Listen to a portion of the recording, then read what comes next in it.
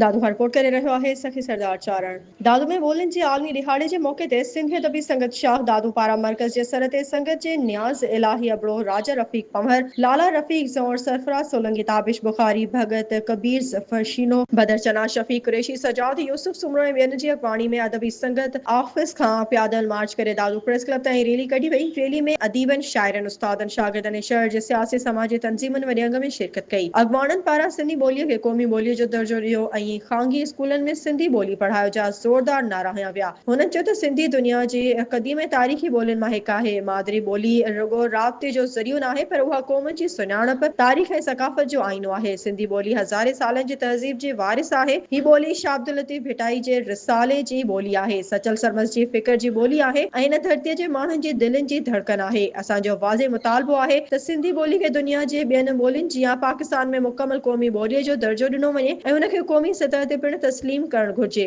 हुननि चयो त असां सम्झूं था त जेसिताईं मुल्क जे सभिनी वॾियुनि ॿोलियुनि खे इज़त ऐं आईनी तहफ़ुज़ न मिलंदो तेसिताईं लसानी बराबरी जो ख्वाब अधूरो रहंदो। असां हुकूमत पाकिस्तान खां घुर करियूं था त तालीम मीडिया ऐं सरकारी इदारनि में सिंधी ॿोली जे इस्तेमाल खे वधायो वञे। मादरी ॿोलियुनि जी बका लाइ पॉलिसियूं तरतीब ॾिनियूं वञनि। उन मौक़े ते सिंधी अदबी संगत दादू शाह पंहिंजे अज़म खे वरजाईंदे चयो त इदारे हमेशह सिंधी ॿोली सां मोहबत ऐं उन जी बका लाइ जिदोजहद जारी रखी आहे ऐं ईंदड़ वक़्त में बि उहा तहरीक वधीक तेज़ी सां जारी रहंदी।